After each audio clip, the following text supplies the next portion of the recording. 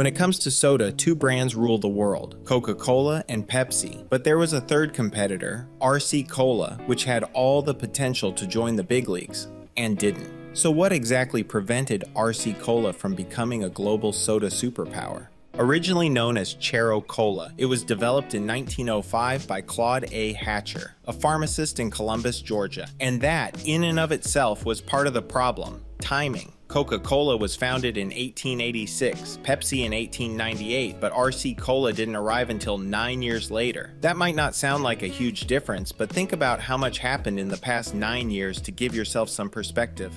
But RC wasn't going to let 9 years stop them, and they were not just another cola copycat. They were actually ahead of their time, introducing Diet Right, the first Diet Cola, in 1958, and later launched RC 100, a caffeine-free cola, in 1980. While these ideas were groundbreaking, they ultimately benefited its competitors more than RC itself. Pepsi and Coke quickly introduced their own versions, backed by superior marketing and distribution. RC had the ideas, but the big brands took the profits. One of RC Cola's biggest legal gambles came in the 1950s, when it sued Coca-Cola for unfair business practices, targeting Coke's stronghold over soda fountains. The lawsuit dragged on for years, draining RC's resources, while Coke and Pepsi continued to expand their market dominance through strategic partnerships and global reach. Instead of making RC Cola a household name, the lawsuit left it tied up in court while its competitors secured exclusive deals with restaurants, fast food chains, and vending machines.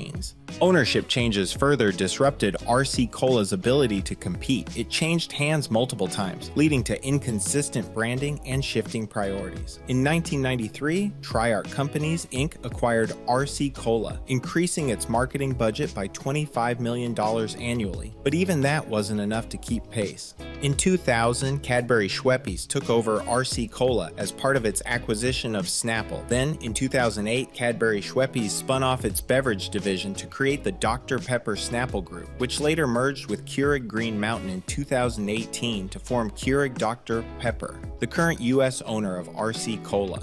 Meanwhile, in 2023, McKay Holdings, a Philippine-based company, acquired RC Global Beverages Inc., obtaining the international rights to the brand. These frequent ownership changes left RC Cola without a consistent long-term strategy, making it difficult to compete against the well-oiled marketing machines of Coca-Cola and Pepsi.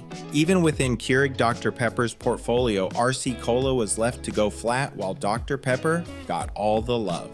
By the time Cadbury Schweppes acquired RC Cola in 2000, Dr. Pepper was already the third largest soda brand in the US with a well-established fan base. It made more sense for Cadbury Schweppes and later Dr. Pepper Snapple Group to invest in Dr. Pepper, which had a unique flavor and wasn't trying to compete directly with Coke and Pepsi. Dr. Pepper also had high-profile sponsorships, including deals with the NCAA and pop culture icons like Kiss, Spider-Man, and Forrest Gump, further solidifying its place in the market while RC Cola was left on the sidelines. Despite all its efforts, RC Cola could never quite break through on a national or global level. The combination of late market entry, legal distractions, inconsistent ownership, and lack of sustained marketing investment kept RC Cola from ever reaching the level of Coca-Cola or Pepsi. While it had moments of promise, the brand never had the financial backing or distribution network to become a soda superpower.